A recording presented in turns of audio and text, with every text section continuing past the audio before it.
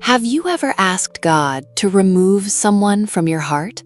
But the more you pray, the more you end up thinking about them. Strange, isn't it? You don't text them anymore. You don't look for them. You even try not to hear their name. But one night, just when you think everything is over, someone mentions their name. A song plays, a street, a scent, a prayer, and suddenly, everything comes back. That's when one question quietly won't leave your mind. If this person was meant to be completely out of my life, then why is their trace still here? People around you might say, just forget them. It wasn't meant to be. Move on with your life. But no one really asks, what if God hasn't closed this chapter yet? No, I don't mean every relationship is meant to stay. Some people come only to wound us and leave. Some come only to teach a lesson.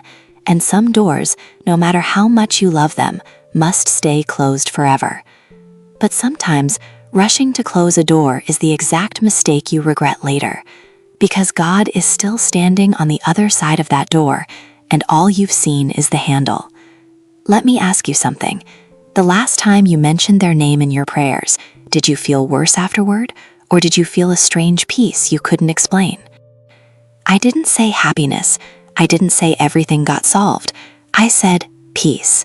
A short peace, a feeling of lightness, as if someone gently placed a hand on your shoulder and said, don't rush. Because sometimes God doesn't answer prayers with explanations. He answers with peace. The world says, if you let go, you've found peace. But God sometimes gives peace first, and only later do you understand it wasn't time to leave yet. Now a harder question. Have you noticed that every time you decide it's finally over, something small breaks your decision? No miracles happen, they don't come back, but suddenly a memory appears from nowhere. A verse, a sentence, a dream, a casual conversation. It feels like life keeps placing that name in front of you, not too clear to be certain, not too faint to ignore. And that's exactly what confuses you. Because you don't know, is this just longing, or is God still showing you something? One mistake people make here is thinking repetition always means a sign. No, it's not always that way. Sometimes a wounded mind builds its own memories. But there's a big difference. Memories born from pain make you restless, but what comes from God brings peace even in the middle of questions. These two are not the same. And there's something else people rarely notice. Maybe the real subject isn't that person at all. Maybe it's you. Think about it. Before all this, how quickly did you get angry?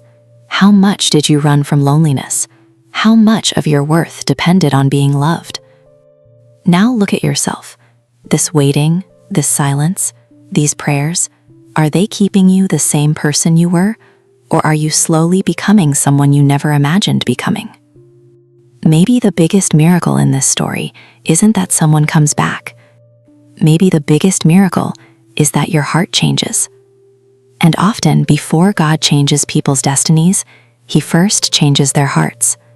That's why some waiting periods feel so long, not because God forgot you, but because His work isn't finished yet.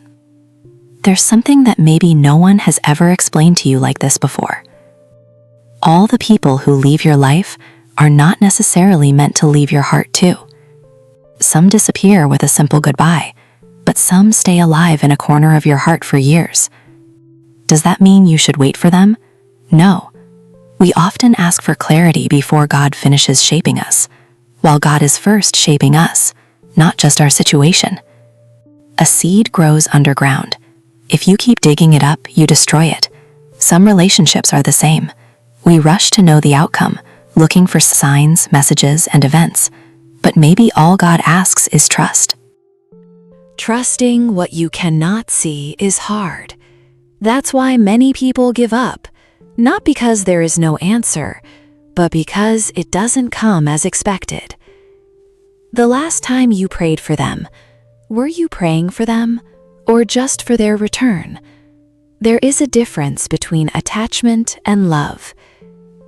Attachment says, I can't be okay without you. But love with God says, if they are good for them, keep them there, even if not with me. That's when growth begins. You still love them, but you no longer force them. You still miss them, but you don't sacrifice your peace. Growth is not the absence of feeling. It is not being controlled by feeling. Late at night, you open old chats, smile, then feel pain, then whisper, God, you know everything. And that surrender is more powerful than 1,000 words. Not every memory means return. Sometimes God allows memory because there is still healing needed in you, not because of them. So ask yourself, does this thought bring me closer to God or further away? Because God does not keep anything that destroys your soul in the name of love. If it brings fear, dependency, anxiety, and pain, it is not divine waiting. It is a prison disguised as hope. But if it brings growth, prayer, healing, and closeness to God, then maybe the story is not finished. Sometimes before reunion, God first rebuilds each heart separately, because two wounded people can still destroy each other. So distance is not always punishment, it is sometimes construction. And maybe right now, in silence, the biggest change is already happening. Be honest with yourself for a moment. How many times have you wanted to end everything? How many times did you tell yourself, that's enough? But every time something stopped you from closing this chapter in your heart.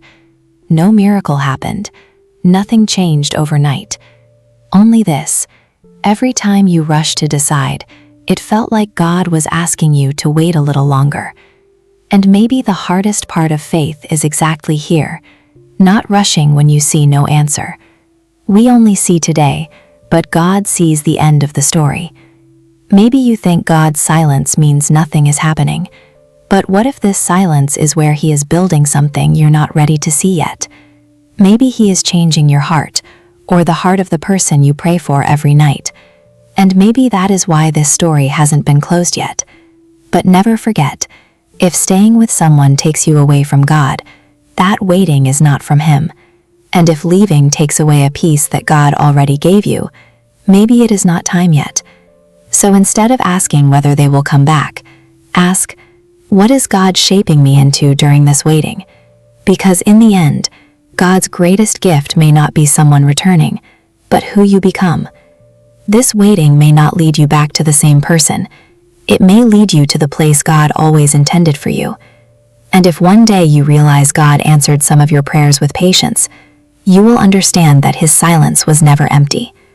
My friend, if we're still on this journey together, subscribe to the channel and turn on the notification bell so we can stay together in the next videos.